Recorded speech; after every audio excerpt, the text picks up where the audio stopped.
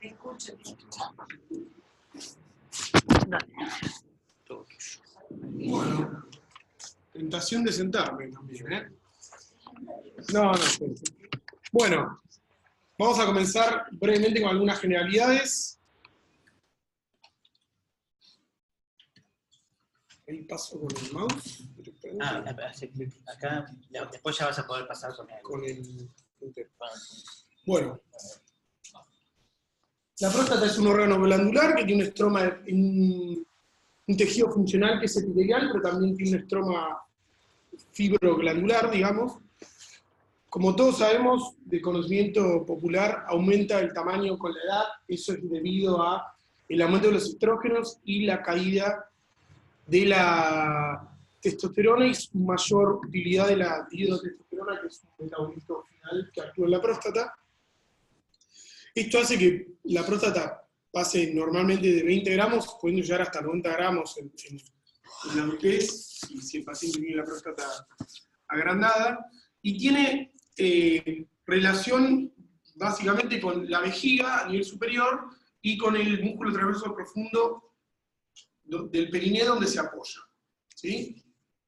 Aquí vemos las relaciones. Esto es importante para dos cosas: las consecuencias de los tratamientos locales y además el tipo de presentación que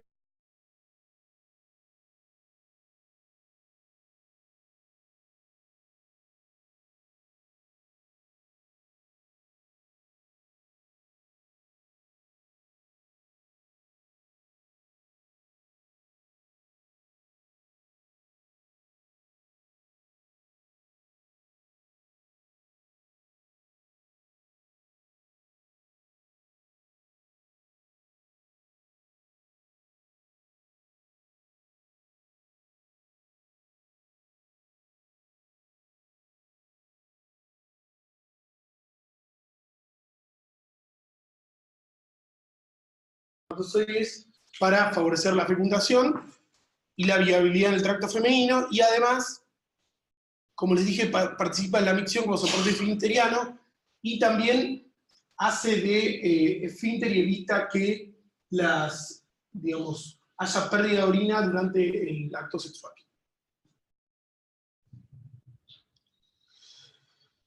Por cómo se presentan síntomas de la próstata, del agrandamiento prostático, hay que tener en cuenta que la próstata puede crecer de dos maneras.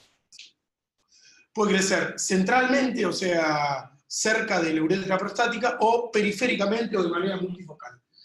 Justamente esa diferencia hace a los tumores benignos, que son crecimientos que respetan las barreras, pero que producen un agrandamiento y no dan metástasis, de los malignos, que no respetan las barreras, invaden y sí pueden extenderse a distancia llegando a los vasos. ¿Sí? Y la diferencia entre estas dos presentaciones es que el cáncer de próstata se presenta de manera multifocal y a nivel periférico. Es por eso que el screening del cáncer de próstata se hace en la población general en algunos países en población asintomática, porque los pacientes pueden no tener síntomas y tener cáncer. ¿Sí? Con respecto al crecimiento de la producida por tumores benignos, suele producirse en el centro. Y eso trae dos consecuencias, justamente que la sintomatología sea más evidente y además que pueda tratarse a través de una resección transuretral, ¿sí? No en el caso de cáncer de próstata, que puede ser de localización multifocal. ¿Y cómo crece la próstata? La próstata depende necesariamente de los andrógenos, ¿sí? Y obviamente de los andrógenos en todas sus formas, derivados de estrógenos, derivados de la grasa periférica, derivados de las glándulas suprarrenales o derivadas de las gónadas, ¿sí? El hipotálamo, que es un conjunto de núcleos a nivel cerebral, genera neurotransmisores que van a la hipófisis. La hipófisis produce gonadotrofinas que van a las gónadas justamente y producen las hormonas, y es el principal órgano efector para generar testosterona.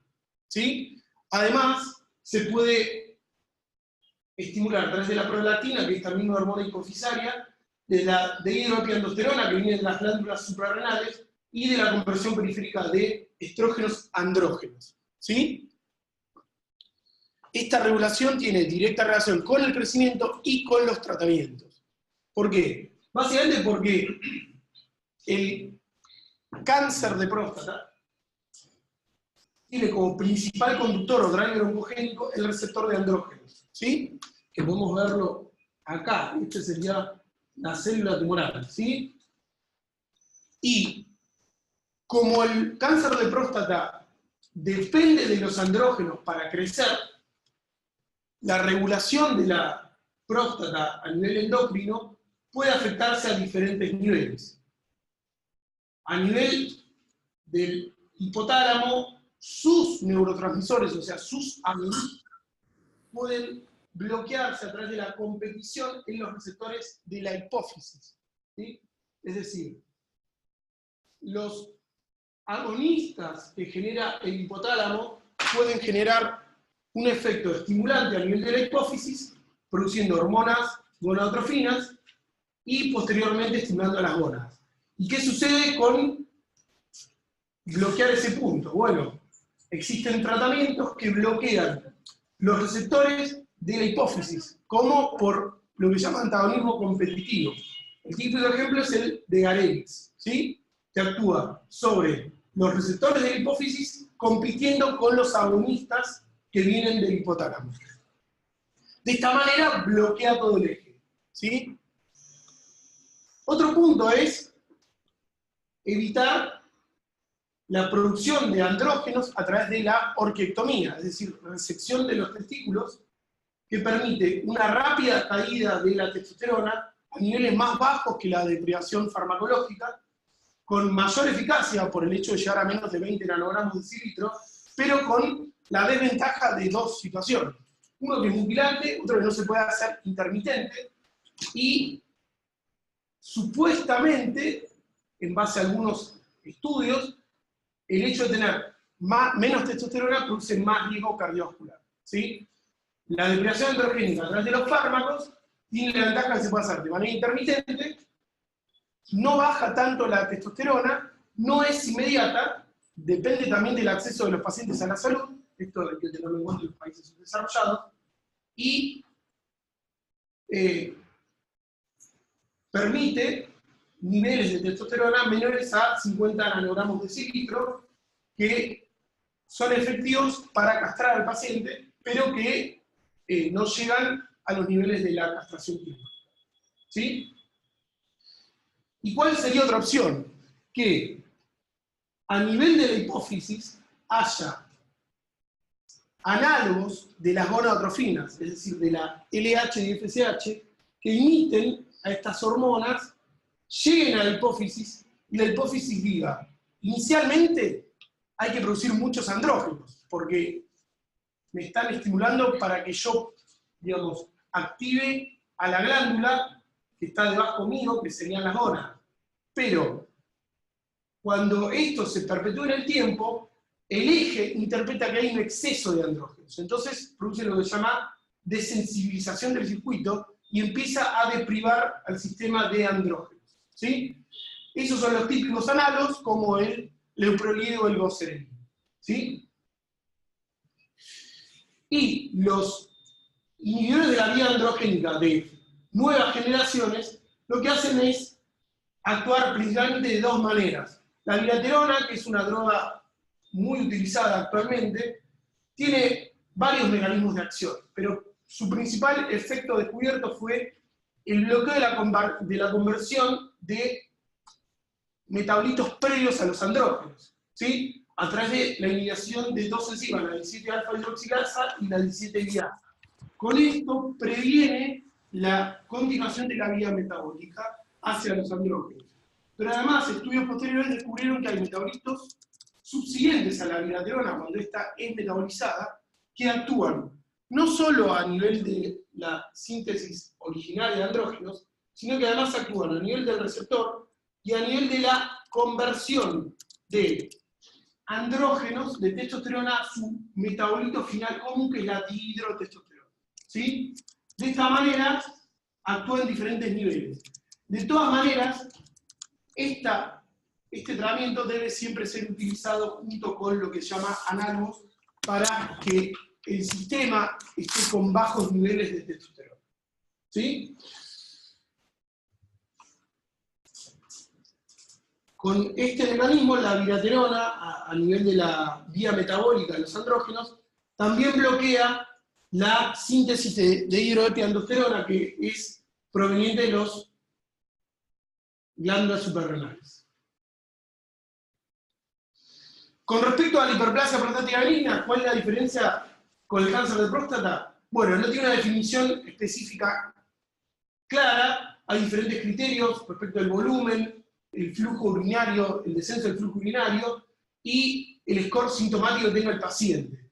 Lo que sabemos es que es un crecimiento benigno de la próstata, que puede aumentar el PSA y que es importante diferenciarlo a través del tacto rectal, hecho por un especialista, que en general no es el oncólogo porque no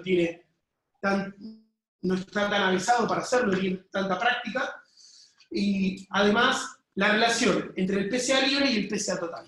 ¿Sí? Si el PSA libre y el PSA total de una relación menor al 10%, es indicativo de que probablemente ese aumento del PSA se deba a un cáncer de próstata. ¿Sí? Y junto con el tacto rectal patológico o por sí solo es indicación para valorar una biopsia prostática. De todas maneras, el PSA dirigido a la población general es una discusión a nivel mundial. ¿Por qué? Porque para prevenir para beneficiar a un paciente con cáncer de próstata respecto a reducción de la mortalidad específica, se requiere escreenear 1000 casos, entre los cuales uno muchas veces encuentra falsos positivos y genera complicaciones a través de la biopsia, que pueden ser, por ejemplo, una infección generalizada a través de ese procedimiento.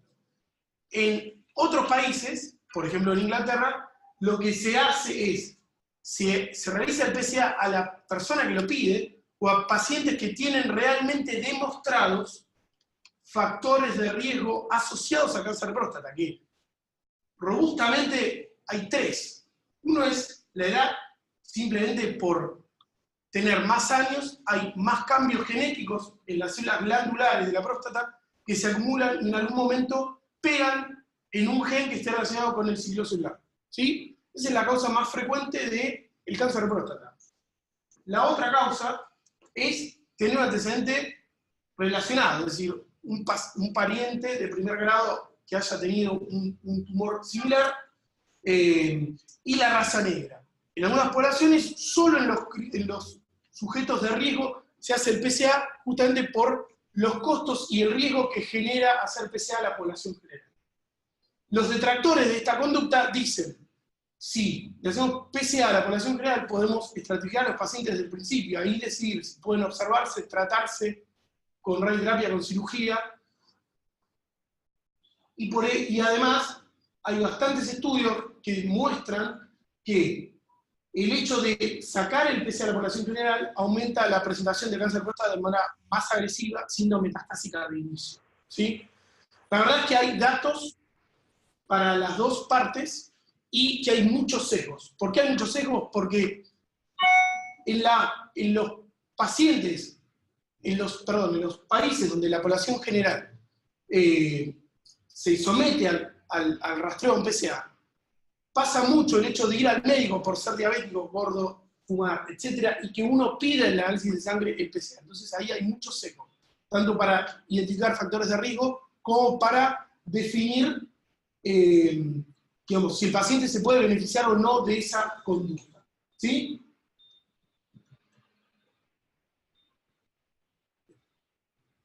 Como le dije antes, suele ser la hiperplasia prostática benigna, de localización central más que periférica. Por eso es uno de los argumentos de los detractores del PSA en pacientes sintomáticos, porque cuando el paciente está sintomático, quiere decir que el tumor, que puede ser periférico, ya está comprometiendo la uretra prostática.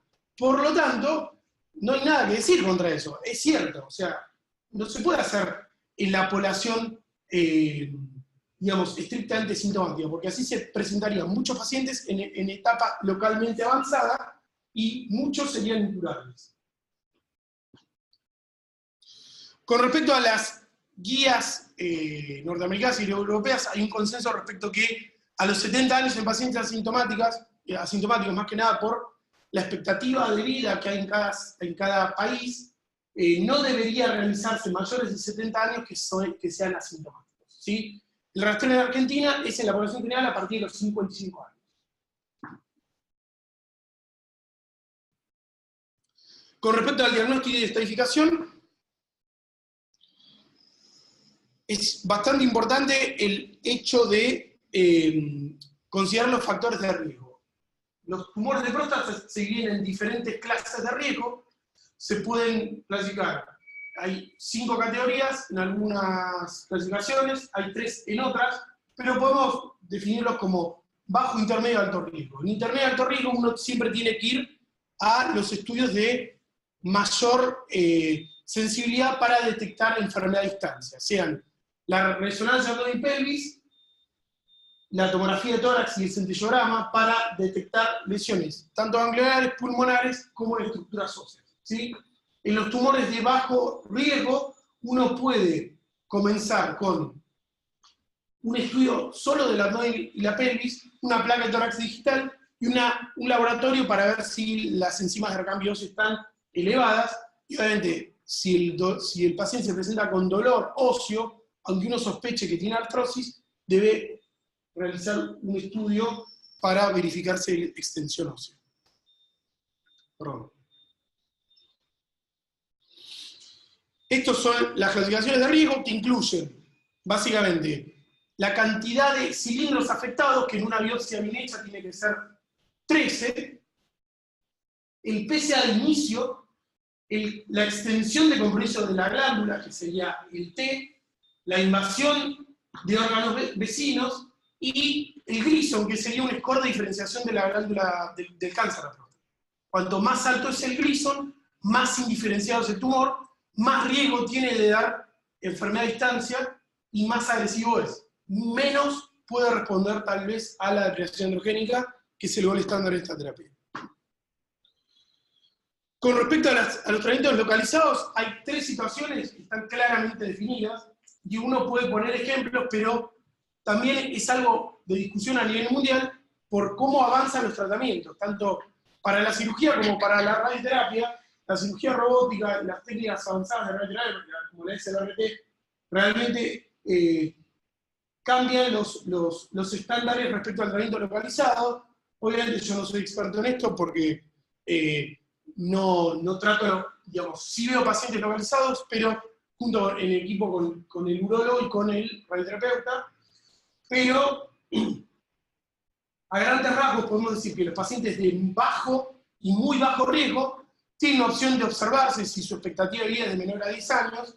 Los pacientes que tienen riesgo intermedio o alto, dependiendo principalmente de estos factores a considerar: la edad, la expectativa de vida, el riesgo, la preferencia del paciente, el grupo médico tratante y la presencia de síntomas. Todos esos son factores a considerar si el paciente puede hacer un tratamiento de observación, de radioterapia o de cirugía, ¿sí?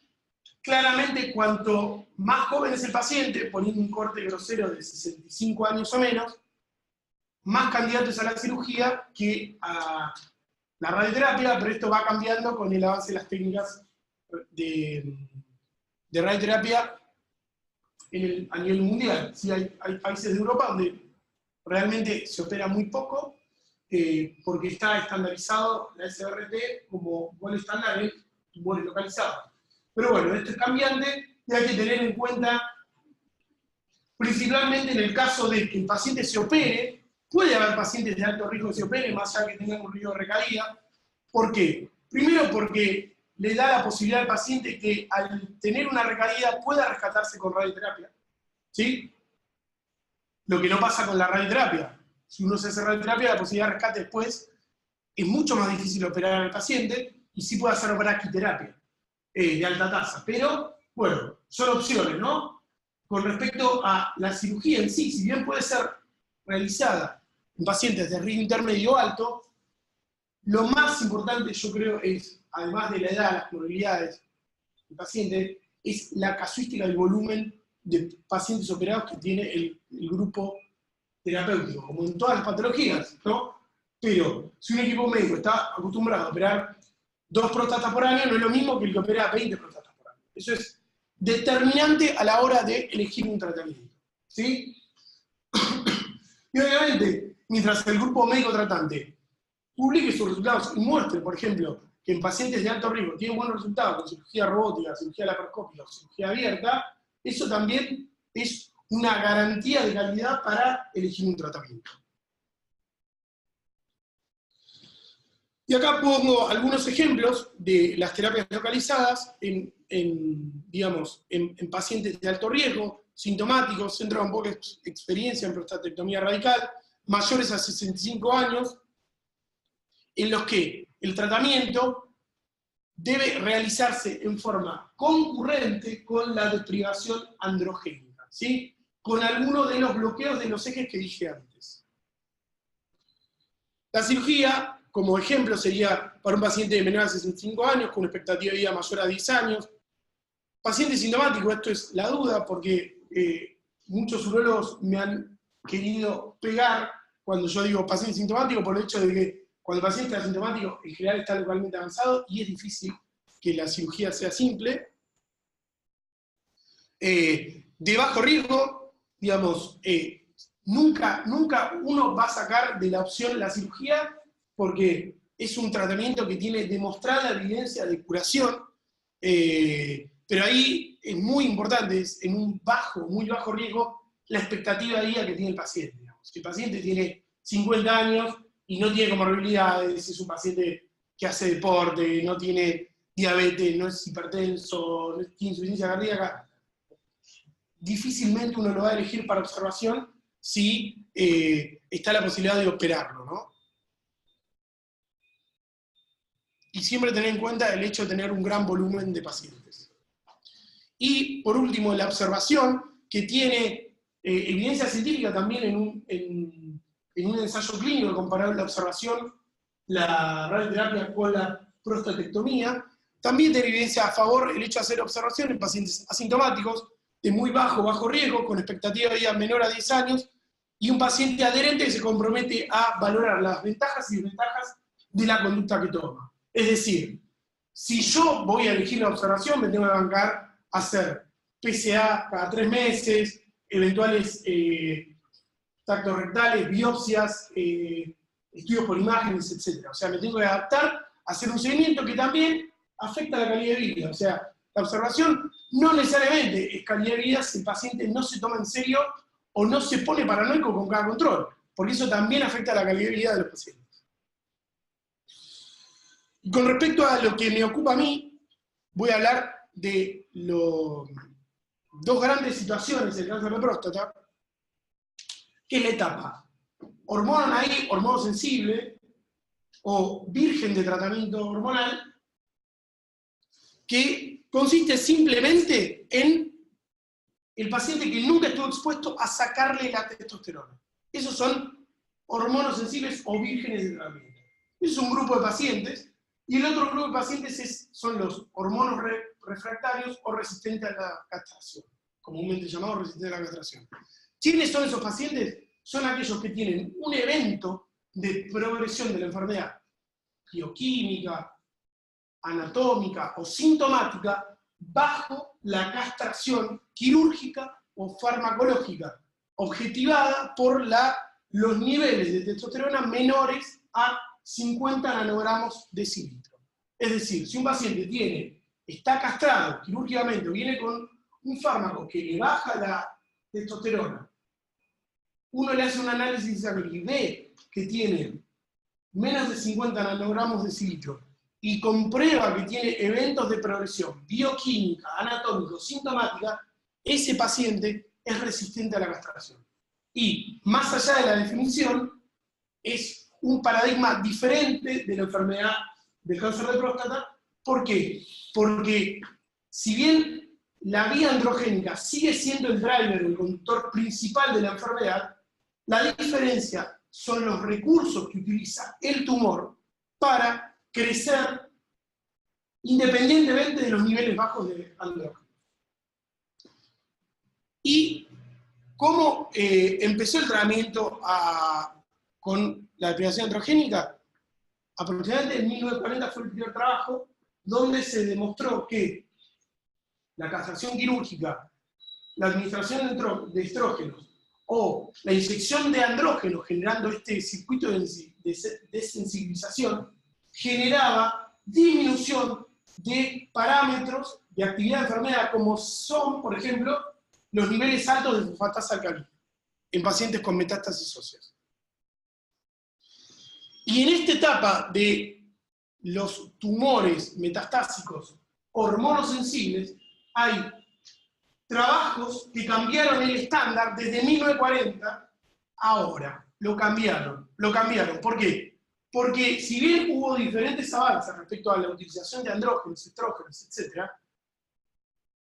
el mecanismo que se usaba era el mismo. ¿Sí? Recién en el 2015, este investigador que es del Dana-Farber, del Hospital de Harvard de Oncología en Estados Unidos, demostró que los citostáticos, que son drogas que matan a todas las células que están proliferando a través de el daño en el ADN o el impedimento de los mecanismos para división celular, demostró que los citostáticos, puntualmente el 2-cetaxel, asociado a la deprivación androgénica, dentro de los 3 meses de haberlo iniciado, aumentaba la sobriedad global en pacientes que tuviesen alto volumen de enfermedad, que eran aquellos que tenían 4 lesiones óseas, incluyendo una extraxial o una lesión visceral. Esos pacientes, asociando bajar la testosterona más el 2-cetaxel, le aumentaba 17 meses la sobriedad global. Y cambió el estándar en tumores de próstata metastásicos. ¿Sí? Otros trabajos los siguieron, fueron el GTUC15, que dio positivo en sobriedad libre de progresión, que es el tiempo en el que la enfermedad se mantiene estable respecto a los valores de PSA o los eventos anatómicos o sintomáticos. Pero no mejoró la sobriedad global. Y el STAMPID, que es un estudio multiplataforma, donde hay más de 7 cohortes que no se comparan mano a mano con la otra rama, también demostró aumento de sobriedad global. Por lo tanto, cambió el estándar en tumores metastásicos hormonosensibles. ¿Sí? Por lo tanto, agregó a la deprivación androgénica la quimioterapia. ¿Y qué agregan los taxanos? Bloquean la formación de polímeros de tubulina, es un recurso que usa la célula para dividirse, o sea, separar los cromosomas durante la división celular. Y además, aunque no lo crean, parece mentira, pero impide también el transporte del receptor androgénico hacia el núcleo, que eso activa la transcripción de genes de supervivencia de la célula tumoral. Por lo tanto, esos son los mecanismos más estudiados respecto a por qué los taxanos pueden generar efecto en el cáncer de próstata. ¿Sí? Claramente, los pacientes que tengan tumores de menos diferenciación van a ser aquellos que crezcan más rápido y van a ser más blancos, van a ser más sensibles a la terapia con citostáticos, ¿no? Y esto no quiere decir que haya pacientes que puedan seguir haciendo solo inhibidores de la vía androgénica en esta etapa. No quiere decir eso. ¿Sí? Esto no quiere decir que todos los pacientes tienen que hacer 2-cetaxel, porque les voy a mostrar ahora que todos los pacientes tienen que hacer amiloidosa. Hay pacientes que tienen un tiempo de doblaje PSA muy corto, que están asintomáticos, que tienen baja carga tumoral, que se pueden beneficiar solo con bajar la testosterona a menos de 50 nanogramos. Este es el trabajo que les mostré. Esto demostró 17 meses de aumento de la sobriedad global.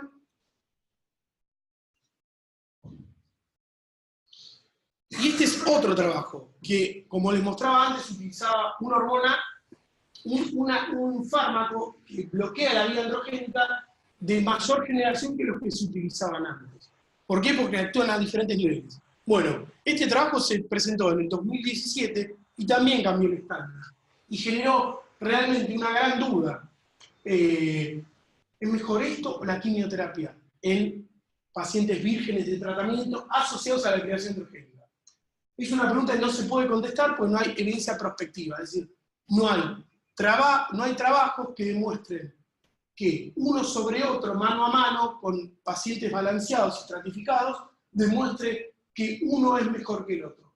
Este trabajo, Latitude, hecho como primer autor por un investigador del Gustave Roussy de Francia, demostró aumento en la sobriedad global en cáncer de próstata virgen de tratamiento, similar a los pacientes que recibían quimioterapia, es decir, en los casos, y con un criterio más amplio.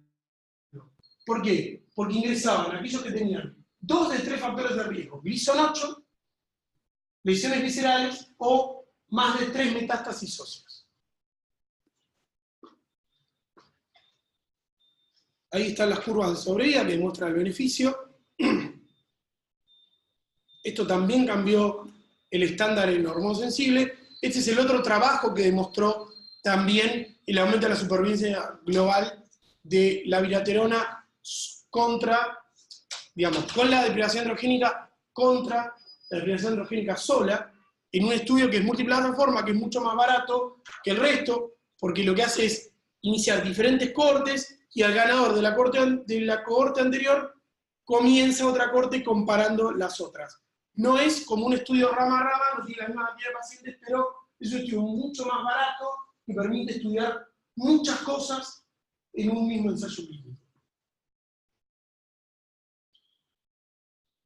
De la etapa hormonosensible nos tiene que dar 2 cosas, entonces. Que demostrado en fase 3, o sea, en estudios basados en la evidencia, con fuerte nivel estadístico, se pueden usar 3 cosas. Estamos hablando de pacientes metastásicos, ¿sí?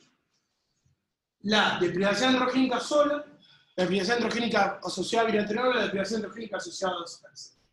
Ahora, ¿qué pasa más o menos a los 30 meses de que el paciente está con baja testosterona, utilizando siempre el mismo mecanismo? El tumor empieza a pensar y a escaparse de los niveles bajos de testosterona en sangre. ¿Y qué hace? Sobreexpresa los receptores androgénicos, regula hacia arriba las enzimas que sintetizan andrógenos, produce ligandos falsos y genera todo un microambiente favorable para crecer sin necesidad de que los andrógenos estén altos en sangre. O sea, el paciente tiene que estar castrado igual, pero aunque tenga 20 nanogramos de decilitro de testosterona plasmática, el tumor va a seguir creciendo, porque generó todos estos mecanismos. Entonces, ante esos mecanismos, tiene que haber otros tratamientos. Y esta es la etapa que se llama resistente a la castración. Y en la etapa resistente a la castración hay ahora 2 etapas diferentes que se incorporaron este año. Una es aquellos que no tienen metástasis y otra es los que tienen metástasis. Esto es lo más nuevo. Y son pacientes que, por ejemplo, se operan o se irradian con un tumor localizado, recaen bioquímicamente, o sea, empieza a subir el PSA. Se hacen estudios convencionales y eso no demuestra enfermedad. Por lo tanto, les queda hacer un tratamiento local de rescate o hacer una deprivación androgénica sistémica. ¿Sí? Una vez que empieza a hacer la deprivación androgénica sistémica, pasan más de 30 meses y empieza a aumentar el PSA nuevamente. ¿Sí? Ese es el caso típico de un paciente que está sujeto a estas nuevas drogas, que son, uno es la enzalutamida, que es un antiandrógeno altamente potente, que ya es conocido, y la otra es la palutamida. O sea, son drogas que se pueden utilizar en pacientes que ya pasaron a la etapa resistente a la castración, pero que no tienen metástasis por los métodos convencionales. Cuando hablamos de los métodos convencionales hablamos de centellograma óseo y tomografía. Muchos de estos pacientes podrían pesquisar enfermedad a distancia con estudios de alta sensibilidad como el PET-PSMA, ¿sí? O el PET-colina, que no era incluido en este tipo de trabajos. Pero imagínense lo que vive un paciente que tiene una etapa resistente a la castración sin metástasis. Muchísimo vive. Entonces, ¿qué pasó? Se puso como objetivo final del estudio, lo que se llama sobrevida libre de metástasis, que es el tiempo que pasa hasta que el paciente tiene una metástasis. Y bueno, estos dos fármacos, la apalutamida, junto a la deprivación androgénica, la enzalutamida, junto a la deprivación androgénica, demostraron retrasar significativamente ese tiempo de desarrollar una metástasis. Por eso actualmente están aprobados en la etapa M0 resistente a la castración. Y por último, existe la etapa resistente a la castración M1. Y hay 5 estrategias terapéuticas. Uno es utilizar el docetaxel, que lo veíamos como opción desde el 2015 en la terapia hormonosensible, a través de un estudio que es bastante más viejo, se llama TAX 327, que demostró aumento de sobrevida global junto con la deprivación androgénica versus otro agente citostático, ¿sí? Desde ahí es una opción terapéutica que tiene que utilizarse en la fase resistente a la castración. A diferencia de la etapa hormonosensible, en este caso se usa por 10 ciclos, ¿sí? En la etapa hormonosensible se usa por 6 ciclos, ¿sí? Siempre, en los dos casos y en toda la terapia del cáncer de próstata metastásico, la deprivación androgénica debe usarse. La única forma de no usarla es que uno se haga una orquiectomía, donde ahí no tiene que recibir ningún fármaco más, pero igual está castrado. Es decir, ninguno de estos fármacos debe utilizarse en forma única, sí con deprivación androgénica, quirúrgica o farmacológica. ¿Sí? Otro estudio que es un poco más nuevo es el TROPIC, que es de un taxano también que debería tener los mismos mecanismos, o sea, la inhibición de la polimerización de microtúbulos, además el impedimento de la división de cromosomas y el traslado del receptor androgénico al núcleo. Demostró también aumento de sobrevida global con una rama perdedora que había utilizado el docetaxel, que fue la mitoxantrona. Pero después el cabazitaxel tomó más fuerza e incluso fue comparado con el docetaxel en la fase resistente a la castración, y lo que se demostró es que en sobrevida global son similares, con una diferencia en el perfil de toxicidad. El cabazitaxel tiene más toxicidad gastrointestinal y el docetaxel tiene más toxicidad hematológica. ¿Sí? Con respecto a la quimioterapia, globalmente hablando, esto que no lo dije, no se crean que la quimioterapia mata a los pacientes. La quimioterapia es tóxica, pero como la cirugía y la radioterapia es una terapia en donde si el oncólogo está experimentado a manejar la toxicidad, la puede manejar tranquilamente, incluso en pacientes de edad avanzada. ¿Sí? Obviamente que no es una terapia para todos los pacientes, pero sí es una droga que puede utilizarse en el cáncer de próstata y realmente ni siquiera requiere, por ejemplo, la utilización concomitante de factores estimulantes de colonias, porque no produce neutropenia en más del 20% de los pacientes. ¿Sí? Por lo tanto, no es una terapia que necesariamente sea muy tóxica. Y además, que esto lo voy a decir al final, es importante ponerlo entre las vías, digamos, la estrategia de secuenciación de cáncer de próstata metastásico. Me quedan solo 2 diapositivas. Otro estudio fue el de la abiraterona, pero en la fase resistente a la castración. ¿Contra qué se comparó? Solamente contra placebo. Y demostró aumento de sobrevida global frente al placebo. Por lo tanto, es otra opción terapéutica, incluso en la fase resistente a la castración. Lo que todos nos preguntamos, por una pregunta obvia, la que nadie va a contestar, la industria farmacéutica nunca va a contestar, es ¿qué es mejor? Si indicar una etapa resistente a la castración o la hormonosensible. Nunca se va a saber, probablemente, porque hay mucha competencia en la industria farmacéutica y difícilmente se queme una etapa sobre otra, ¿sí? Pero es una pregunta no contestada. Algunos lo hacen de manera retrospectiva y con la lógica de indicar siempre lo mejor en la primera línea, uno podría considerar que la abiraterona, si el paciente es candidato, debería utilizarla en la primera línea, ¿no?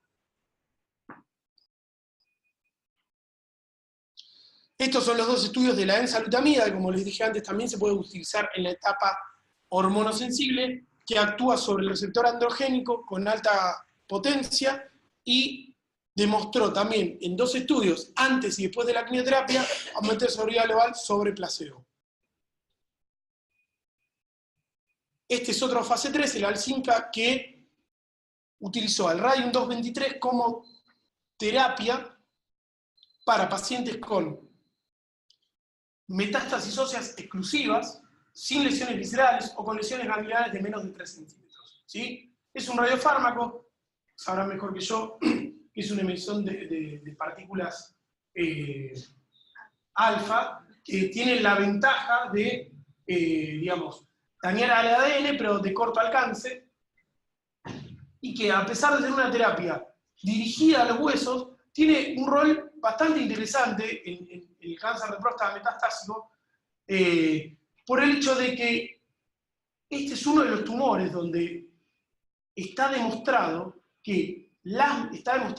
con secuenciación subclonal de ADN que las metástasis óseas generan nuevas metástasis. Entonces, el hecho de dirigir una terapia a las metástasis óseas sobre la célula tumoral y sobre las células óseas transformadas es un argumento científico para darle este fármaco a los pacientes que tienen metástasis óseas sintomáticas de manera temprana. ¿Sí? Porque está demostrado que esas lesiones probablemente generan nuevas metástasis. ¿Sí? Y discutido en muchas situaciones, ahora salió el ERA 223, que demostró ser un estudio negativo, básicamente por disminuida sobrevida global, pero se indicó principalmente por el hecho de que la deprivación androgénica doble con la abiraterona más un antiandrógeno de alta generación sumado a un fármaco que daña los huesos sin nada que los proteja, es lógico que produzca más fracturas. ¿Sí? Más allá de eso, hay estudios combinados en cáncer de próstata metastásico, principalmente con enzalutamida, que demostrarán o no que el cáncer de próstata metastásico resistente a la castración puede aumentar la sobrevida global en forma combinada. Pero es un fase 3 que aumenta la sobrevida global, por lo tanto es para tenerlo en cuenta.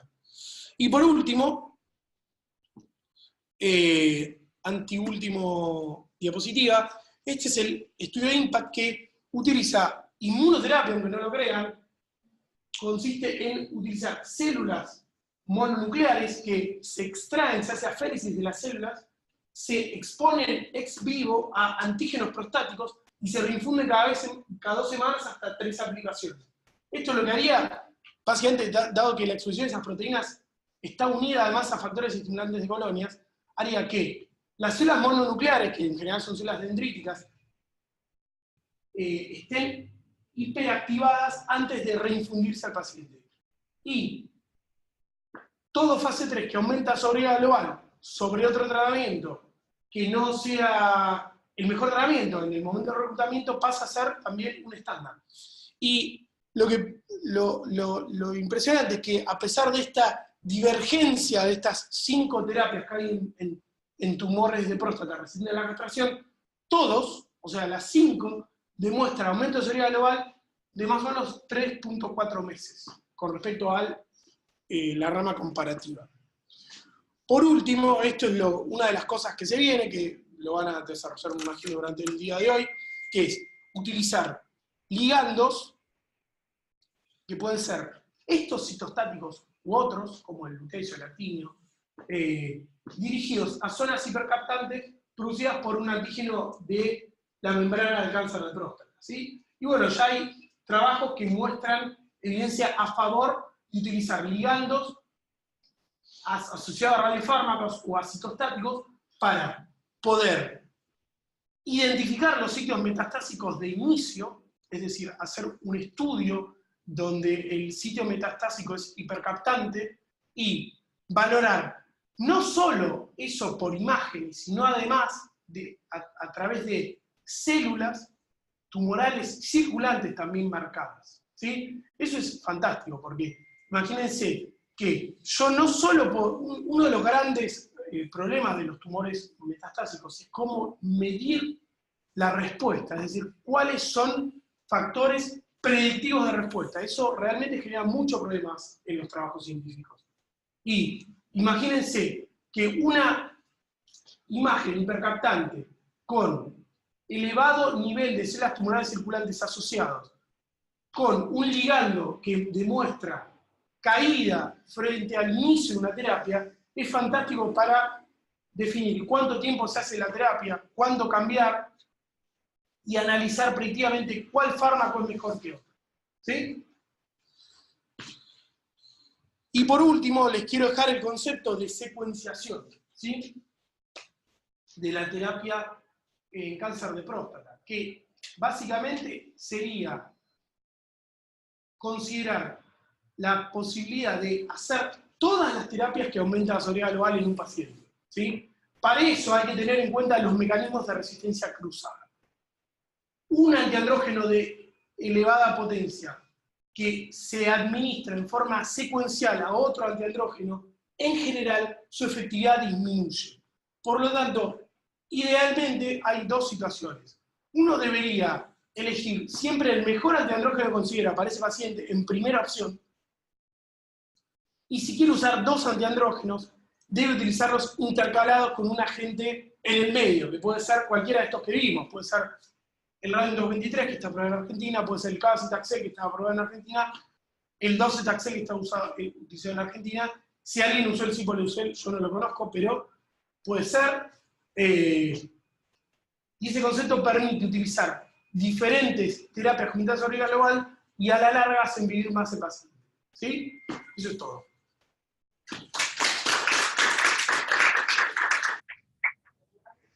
Gracias, la verdad es que, bueno, yo me voy dando cuenta de tantas cosas y justamente esa es la importancia de tener los expertos acá para poder ir interrelacionando lo que hace la medicina industrial con ustedes y cómo se recibe el paciente cuando llega a la medicina.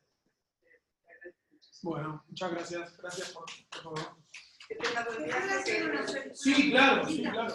Alguien que vi que en el trabajo decía el docetaxel, ¿no? Sí. ¿Es una droga unida a una nanopartícula? Sí, ¿Seguro? es una publicación de hace menos de 2 semanas.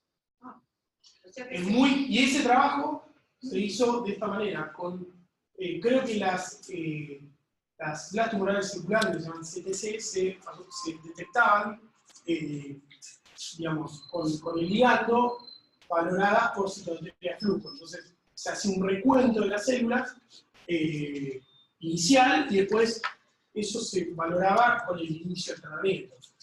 Realmente está en pañales, digamos. O sea, pero si uno piensa el hecho de que una droga que a nivel sistémico pueda ser activa en forma dirigida, debería funcionar. Realmente, de todo lo que se viene, que digamos, la investigación científica en cáncer de próstata es muy extensa, pues es un tumor muy frecuente, ha exprimido la vía androgénica. Y siguen haciendo fármacos de nueva generación que aumentan la potencia con respecto al otro. Pero, en cuanto a nuevos mecanismos, esto es muy novedoso. La inmunoterapia realmente, más allá del cipoliucel, la verdad es que no ha demostrado buenos resultados, en absoluto, y de hecho para mí los trabajos que hicieron son un derroche de dinero, porque no, digamos, la inmunoterapia no está todavía bien desarrollada en aquellos tumores donde se sabe que el mecanismo inmunogénico tendría lugar, por ejemplo, tumores muy antigénicos. Poco está demostrado eso en cáncer de próstata y no tienen nada que ver con la vía de andrógenos, que es el driver oncogénico principal. Por lo tanto, de lo nuevo que se viene, esto y lo otro que fue muy significativo en ESMO, es eso no lo nombré, pero bueno, más información, es la terapia dirigida, lo llaman las oligometástasis. ¿Sí? Que con el mismo fundamento que dije del Sofigo, que es tratar lesiones que potencialmente pueden ser origen de nuevas metástasis, es un fundamento para tratar, por ejemplo, 3 lesiones óseas con SBRT más el tumor primario que está residuado y después suspender la reacción androgénica. ¿Sí? Es una opción. Y eso demostró aumento de sobriedad global en estudios fase 2, fase 3. O sea que realmente eso también es un mecanismo diferente que ya demuestra eficacia. La inmunoterapia realmente está muy lejos, y lo que se busca son firmas genéticas para identificar molecularmente el paciente pueda beneficiar con inmunoterapia. Pero eso es inaccesible también a los pacientes. Hernán, no queremos retrasarte, no quiero ser culpable de que llegas tarde. Una sola pregunta. Sí, claro. Nosotros hacemos pacientes con recaída bioquímica de la mayor parte de los test. Sí. La mayoría vienen con tratamiento antiandrogénico más agonista en VIH. Sí. ¿Correcto? Eso está solamente demostrado, Lo que hoy no. digamos, es una discusión bastante importante. Pero no. Digamos, en los pacientes que tienen riesgo intermedio el hecho del bloqueo dual, en ese set de pacientes sí está demostrado que es aumenta el riesgo de bloqueo dual. Los pacientes metastásicos no pueden usar solo el análogo o es suficiente o hospitalizado. Es suficiente y no necesariamente hay que usar una terapia. Yo particularmente a los pacientes metastásicos les trato una vez. Inicialmente solo con el antiandrógeno para evitar ese incendio androgénico que está inicialmente previo a la desinfectación. Sí había que tomar el antiandrógeno, porque en ese fuego de testosterona el riesgo es que el paciente tenga fractura, dolores, etc. Ahora, cuando ese tiempo pasa, se puede quedar con la inyección. Y realmente es una gran diferencia en calidad de vida, porque las inyecciones de análogos actualmente están diseñadas para tomarlas cada 6 meses, cada 3 meses o mensualmente. Y eso realmente contra tomar una pastilla más la inyección es una diferencia en calidad de vida. Y no está demostrado que sea mejor. Sinceramente no está demostrado. Yo particularmente no lo uso y hay un set de pacientes que realmente el bloqueo dual, aumenta la seguridad global, tiene un fundamento porque bloquea el receptor además de privar la testosterona. Pero, como en cáncer de mama, digamos, si uno no tiene testosterona en sangre, ¿para qué va a bloquear el receptor? Lo que puede aportarlo no es significativamente funcional para agregar. O sea, no aumenta la seguridad global.